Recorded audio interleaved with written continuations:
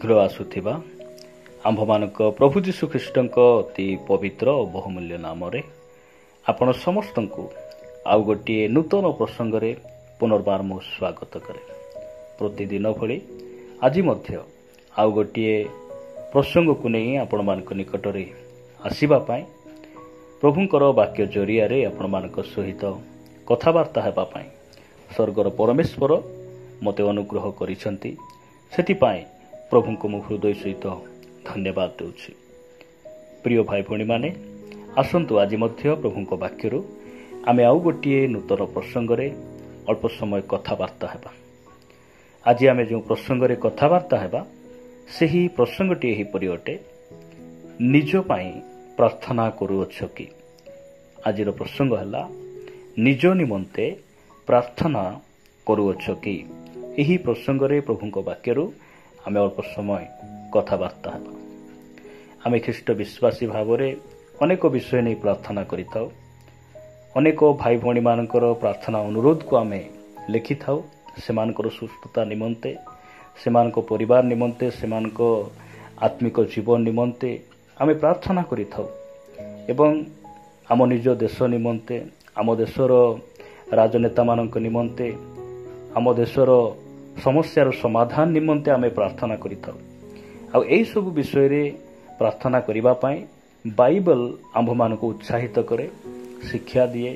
आ एही सब विषय जने ख्रीष्ट विश्वासी जे प्रार्थना करिबा कर्तव्य अटे। आ एही सब विषय प्रार्थना करिबा कोनोसी प्रकार भूल नुहे, किंतु अनेक समय रे आमे निज पाई निज आत्मिक जीवन प्रति आमे ध्यान देई न थाउ, अणदेखा करि थाउ एवं निजर सिद्धता पाई आमे प्रार्थना करि न थाउ।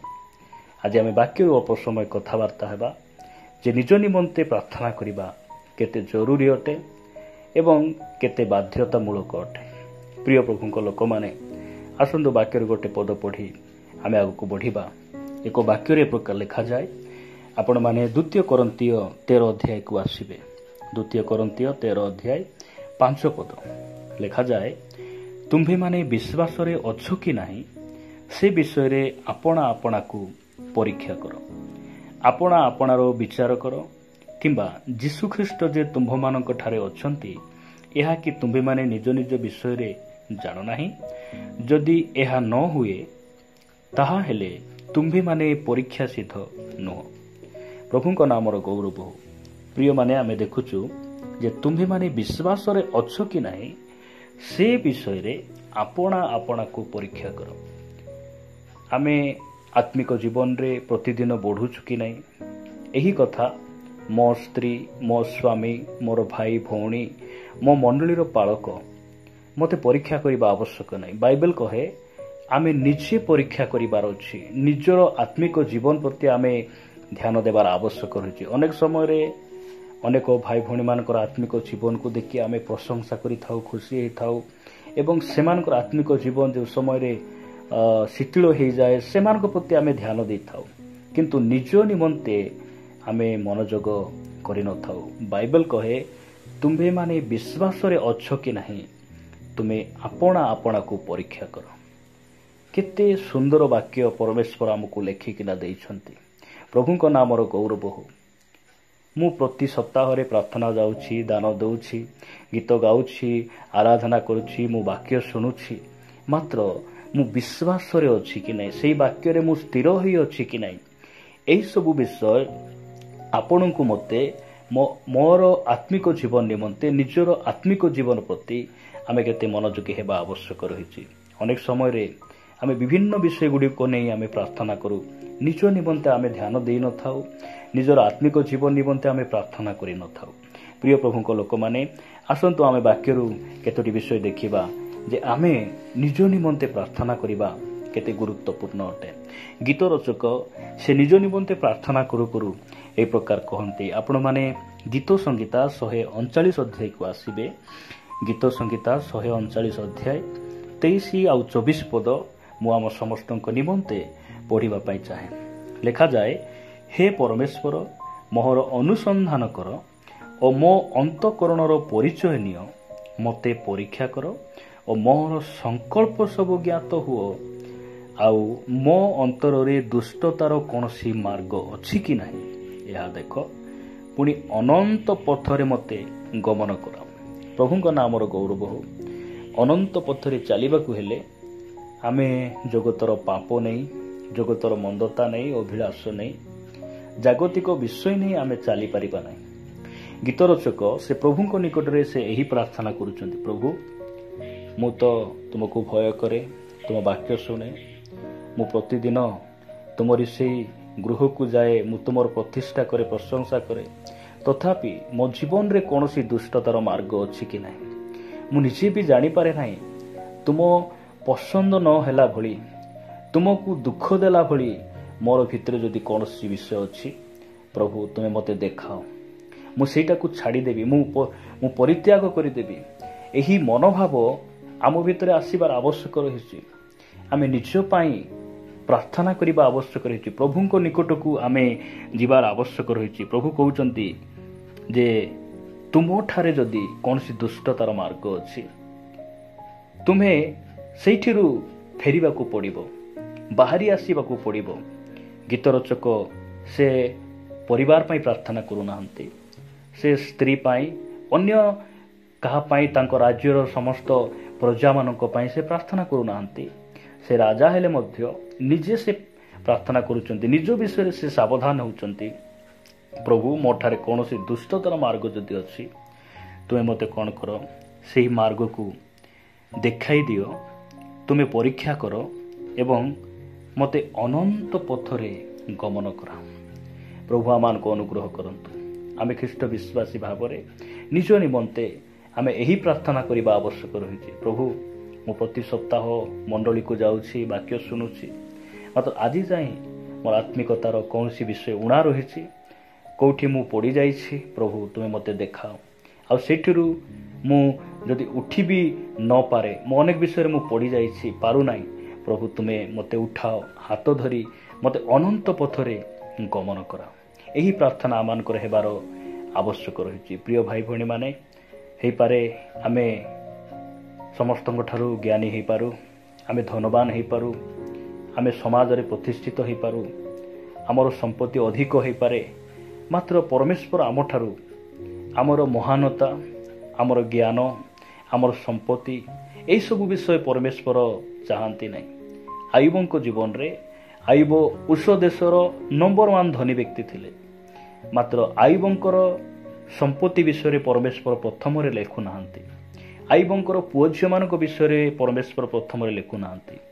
ଆୟୁବଙ୍କର ଆଚରଣ ବିଷୟରେ ସେ ଲେଖୁଛନ୍ତି। ଆୟୁବ 1 ପଦ ଆପଣ ପଢ଼ିବେ, ସେ ସ୍ଥାନ ଲେଖାଯାଉଛି ଯେ ଉଷ ଦେଶରେ ଆୟୁବ ନାମକ ଏକ ବ୍ୟକ୍ତି ଥିଲେ, ଯେ କି ସିଦ୍ଧ, ସରଳ, ପ୍ରଭୁଙ୍କର ଭୟକାରୀ ଆଉ କୁକ୍ରିୟାକୁ ତ୍ୟାଗ କରିବା ବ୍ୟକ୍ତି ସେ ଥିଲେ। ପରମେଶ୍ୱର ଆମର ହୃଦୟକୁ ଚାହାନ୍ତି, ଆମର ସିଦ୍ଧତା, ଆମେ ପରମେଶ୍ୱର କେତେ ଭୟ କରୁଛୁ, ଆମେ ପବିତ୍ର ଜୀବନଯାପନ କେତେ ସମୟ ଆମେ ବିତାଉଛୁ, ପରମେଶ୍ୱର ଏହା ଚାହାନ୍ତି। ସେଥିପାଇଁ ଆମେ ନିଜ ନିମନ୍ତେ ଆମେ ପ୍ରାର୍ଥନା କରିବା ଆବଶ୍ୟକ ରହିଛି। ପ୍ରଭୁଙ୍କ ନିକଟରେ ଆମେ ଆଉଜି ପଡ଼ିବା ଆବଶ୍ୟକ ରହିଛି। ଆସନ୍ତୁ ଆମେ ଆଗକୁ ବଢ଼ିବା। ସେହି ଗୀତ ସଂହିତା 119 ଅଧ୍ୟାୟ, ଗୀତ ସଂହିତା 119 ଅଧ୍ୟାୟ ତାର 18 ପଦରେ ଏ ପ୍ରକାର ଲେଖାଯାଏ, ତୁମ୍ଭେ ମୋର ଚକ୍ଷୁ ପ୍ରସନ୍ନ କର, ତହିଁରେ ମୁଁ ତୁମ୍ଭ ବ୍ୟବସ୍ଥାରୁ ଆଶ୍ଚର୍ଯ୍ୟ ବିଷୟମାନ ଦେଖିପାରିବି। ପ୍ରଭୁଙ୍କ ନାମର ଗୌରବ ହେଉ। ଦିନେ ପ୍ରଭୁ ଯୀଶୁଖ୍ରୀଷ୍ଟ ଯେଉଁ ସମୟରେ ଧରାପୃଷ୍ଠରେ ଥିଲେ, ସେ ଏକ ରାସ୍ତା ଦେଇ ଯାଉଥିବା ସମୟରେ ଜନ୍ମାନ୍ଧ ଜଣେ ବ୍ୟକ୍ତି, ଯେ କି ଭିକ ମାଗି ଚଳୁଥିଲେ, ରାସ୍ତାରେ ରହୁଥିଲେ, ଲୋକମାନେ ତାଙ୍କୁ ଭିକାରୀ ବୋଲି କହୁଥିଲେ। ଯିହୁଦୀ ପରିବାରରେ ଜନ୍ମଗ୍ରହଣ କରିଥିବା ଜଣେ ଜନ୍ମାନ୍ଧ ବ୍ୟକ୍ତିଙ୍କୁ ସେ ଭେଟିଲେ, ଆଉ ତାଙ୍କର ଆଖିକୁ ଫିଟାଇଲେ। ଆଖି ଯେଉଁ ସମୟରେ ଫିଟିଗଲା, ସେ ପ୍ରଥମରେ ଆପଣା ପରମେଶ୍ୱରଙ୍କୁ ଦେଖିଲେ। ସେ ହେଉଛନ୍ତି ପ୍ରଭୁ ଯୀଶୁଖ୍ରୀଷ୍ଟ। ଏହି ସ୍ଥାନରେ ଗୀତ ରଚକ କହନ୍ତି, ତୁମ୍ଭେ ମୋର ଚକ୍ଷୁକୁ ପ୍ରସନ୍ନ କର, ତହିଁରେ ମୁଁ ତୁମ୍ଭ ବ୍ୟବସ୍ଥାରୁ ଆଶ୍ଚର୍ଯ୍ୟ ବିଷୟମାନ ଦେଖିପାରିବି। ଏହା କେତେ ସୁନ୍ଦର ପ୍ରାର୍ଥନା। ପ୍ରିୟ ପ୍ରଭୁଙ୍କ ଲୋକମାନେ, ପ୍ରଭୁ ଆମମାନଙ୍କୁ ଅନୁଗ୍ରହ କରନ୍ତୁ। ଆମେ ପ୍ରଭୁଙ୍କ ନିକଟରେ ଏହି ପ୍ରାର୍ଥନା କରିବାର ଅଛି, ପ୍ରଭୁ ମୁଁ ତୁମଠାରେ ପ୍ରାର୍ଥନା କରୁଛି, ମୁଁ ତୁମଠାରେ ମାଗୁଛି ପ୍ରଭୁ। ମୁଁ ବାକ୍ୟ ଅନେକ ଥର ପଢ଼ିଛି, ମାତ୍ର ତୁମର ବାକ୍ୟର ପ୍ରକାଶନକୁ ମୁଁ ପାଇନାହିଁ। ମୋର ଆତ୍ମିକ ଚକ୍ଷୁକୁ ଫିଟାଅ। ମୁଁ ତୁମର ବାକ୍ୟକୁ ବୁଝିପାରୁନାହିଁ। ବାକ୍ୟ ଯେତେ ପଢ଼ିଲେ ମଧ୍ୟ ତାହା ଏକ କାହାଣୀ ଭଳିଆ ମୁଁ ବୁଝିପାରୁଛି, କିଛି ପ୍ରକାଶନ ପାଇପାରୁନାହିଁ। ମୁଁ ତୁମ ବାକ୍ୟରୁ ଜ୍ଞାନ ବୁଦ୍ଧି ପାଇପାରୁନାହିଁ, ପ୍ରକାଶନ ପାଇପାରୁନାହିଁ। ପ୍ରଭୁ, ମୋର ଆଖିକୁ ତୁମେ ଫିଟାଅ, ମୋର ଚକ୍ଷୁକୁ ଫିଟାଅ। ପରମେଶ୍ୱର ଆମର ଚକ୍ଷୁକୁ ପ୍ରସନ୍ନ କରିବେ। ଆମେ ଯେପରି କ'ଣ ଦେଖିପାରିବା, ତାହାଙ୍କ ବାକ୍ୟରୁ ଆଶ୍ଚର୍ଯ୍ୟ ବିଷୟମାନ ଦେଖିପାରିବା। ପ୍ରିୟ ପ୍ରଭୁଙ୍କ ଲୋକମାନେ, ଅନେକ ସେମାନେ ଆଖି ଏଥିପାଇଁ ଦେଖିବା ପାଇଁ ଚାହାନ୍ତି, ଜଗତର ରଙ୍ଗରସ ସବୁ ଦେଖିବା ପାଇଁ, ସିନେମା, ନାଟ, ଗୀତ, ବିଭିନ୍ନ ବିଷୟ ଗୁଡ଼ିକ ଦେଖିବା ପାଇଁ। ଏହି ସ୍ଥାନରେ ଗୀତ ରଚକ କହୁନାହାନ୍ତି ଯେ ମୋର ଆଖି ଟିକେ ଫିଟାଅ, ମୁଁ ଯେପରି ଜଗତ ପ୍ରତି ଅନେଇବି, ସୁନା ପ୍ରତି, ଟଙ୍କା ପ୍ରତି, ମୋର ପଦ ପଦବୀ ପ୍ରତି ଅନେଇବି। ଏହି କଥା ସେ କହୁନାହାନ୍ତି। ମୋର ଚକ୍ଷୁ ଫିଟାଅ, ମୁଁ ତୁମର ବାକ୍ୟକୁ ଦେଖିବି, ଆଉ ତୁମର ବ୍ୟବସ୍ଥାରୁ ଆଶ୍ଚର୍ଯ୍ୟ ବିଷୟମାନ ମୁଁ ଦେଖିବି। ପ୍ରଭୁଙ୍କ ନାମର ଗୌରବ ହଉ। ପ୍ରିୟ ଭାଇ ଭଉଣୀମାନେ, ପ୍ରଭୁ ଆମମାନଙ୍କୁ ଅନୁଗ୍ରହ କରନ୍ତୁ।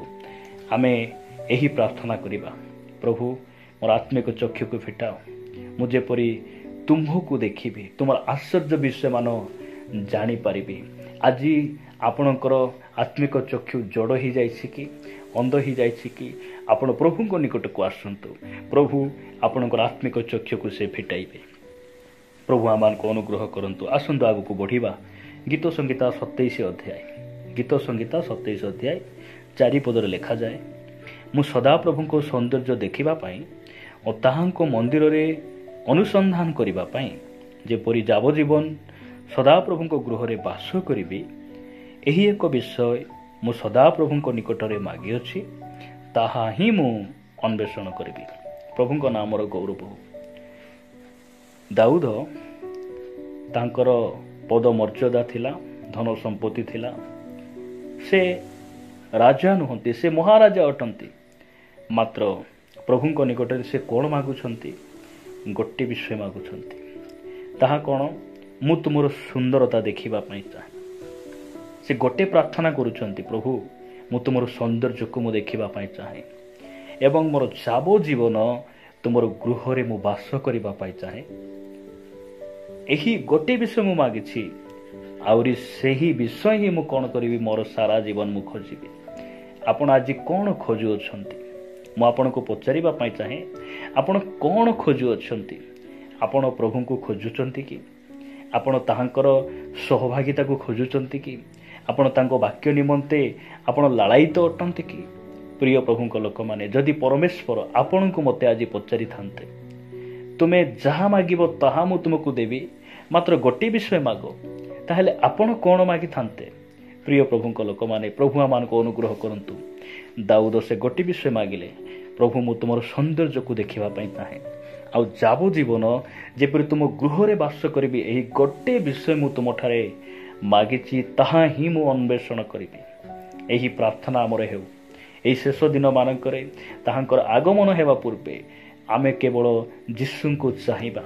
ମେଘମାଳରେ ଆସୁଥିବା ଆମର ପରମେଶ୍ୱରଙ୍କୁ ଆମେ ଚାହିଁବା। ସ୍ୱର୍ଗର ପରମେଶ୍ୱର ଏହା ଇଚ୍ଛା କରନ୍ତି। ସେଥିପାଇଁ ମାଥ୍ୟୁ 7 ଅଧ୍ୟାୟ 8 ଆଉ 9 ପଦରେ ଲେଖାଯାଉଛି, କ'ଣ ଲେଖାଯାଉଛି? ମାଗ, ତୁମ୍ଭମାନଙ୍କୁ ଦିଆଯିବ, ଖୋଜ, ସେଥିରେ ତୁମ୍ଭେମାନେ ସନ୍ଧାନ ପାଇବ, ଦ୍ୱାରରେ ମାର, ସେଥିରେ ତୁମ୍ଭମାନଙ୍କ ନିମନ୍ତେ ଫିଟାଇ ଦିଆଯିବ। ଆମେ ତାହାଙ୍କର ସୌନ୍ଦର୍ଯ୍ୟକୁ ମାଗିବା। ଆମେ ଗାଡ଼ି ଘୋଡ଼ା, ଟଙ୍କା, ସୁନା, ସମ୍ପତ୍ତି, ଜଗତର ବିଭିନ୍ନ ବିଷୟ ଗୁଡ଼ିକ, ଆଜି ଅନେକ ଭାଇ ଭଉଣୀମାନେ ସେମାନେ ମାଗି ମାଗି ମାଗି ସବୁ ପାଇ ପାଇ ପାଇ ସେମାନେ ପ୍ରଭୁଙ୍କ ଠାରୁ ଦୂରକୁ ପଳାଇଲେ। କିନ୍ତୁ ଆମକୁ କ'ଣ ମାଗିବା ଆବଶ୍ୟକ ରହିଛି?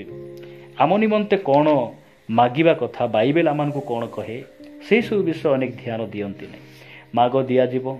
ଏ ଗୋଟିଏ ବିଷୟ ଆମେ ଜାଣିଛୁ ଯେ ସୁସ୍ଥତା ମାଗିବା, କେବଳ ପୁଅ ଝିଅ, ଘର, ଟଙ୍କା, ସୁନା, ସମ୍ପତ୍ତି, ଏହିସବୁ ବିଷୟରେ ଅନେକ ଖ୍ରୀଷ୍ଟିଆନ ମାନେ ଅଟକି ଗଲେ। ପ୍ରଭୁ ଆମମାନଙ୍କୁ ଅନୁଗ୍ରହ କରନ୍ତୁ। ଆମେ ତାଠାରୁ ମଧ୍ୟ ଆହୁରି ବହୁମୂଲ୍ୟ ବିଷୟ ଗୁଡ଼ିକ ଆମେ ମାଗିବା ପାଇଁ ଶିଖିବା ଆବଶ୍ୟକ ରହିଛି। ତାହା କ'ଣ? ଲୋକଲିଖିତ ସୁସମାଚାର 11 ଅଧ୍ୟାୟ 13 ପଦରେ ଲେଖାଯାଏ, ଏଣୁ ତୁମ୍ଭେମାନେ ଦୁଷ୍ଟ ହେଲେ ସୁଦ୍ଧା ଯେବେ ଆପଣା ଆପଣା ପିଲାମାନଙ୍କୁ ଉତ୍ତମ ଉତ୍ତମ ଦାନ ଦେଇ ଜାଣ, ତେବେ ଯେଉଁ ପିତା ସ୍ୱର୍ଗରୁ ଦାନ କରନ୍ତି ସେ ତାହାଙ୍କ ଛାମୁରେ ମାଗିବା ଲୋକମାନଙ୍କୁ କେତେ ଅଧିକ ରୂପେ ପବିତ୍ର ଆତ୍ମା ଦେବେ। ପବିତ୍ର ଆତ୍ମାଙ୍କୁ ଆପଣ ମାଗନ୍ତୁ, ପ୍ରଭୁଙ୍କ ନିକଟରେ ଅଭିଷେକ ମାଗନ୍ତୁ, ତାହାଙ୍କର ଶକ୍ତି ସାମର୍ଥ୍ୟକୁ ଆପଣ ମାଗନ୍ତୁ। ତାହେଲେ ଆପଣ କ'ଣ ହେଇପାରିବେ? ସେଇ ଅନନ୍ତ ପଥରେ ଗମନ କରିପାରିବେ ଏବଂ ତାହାଙ୍କର ଆଗମନ ନିମନ୍ତେ ଆପଣ ପ୍ରସ୍ତୁତ ହୋଇପାରିବେ। ପ୍ରିୟ ପ୍ରଭୁଙ୍କ ଲୋକମାନେ, ପ୍ରଭୁ ଆମମାନଙ୍କୁ ଅନୁଗ୍ରହ କରନ୍ତୁ। ସେଥିପାଇଁ ଆମେ ନିଜ ନିମନ୍ତେ ଆମେ ପ୍ରାର୍ଥନା କରିବା, ନିଜ ନିମନ୍ତେ ପ୍ରାର୍ଥନା କରିବା। ଆମେ ଅନେକ ସମୟରେ କ'ଣ ହେଇଛୁ? ଆମେ ଭୁଲି ଯାଇଛୁ।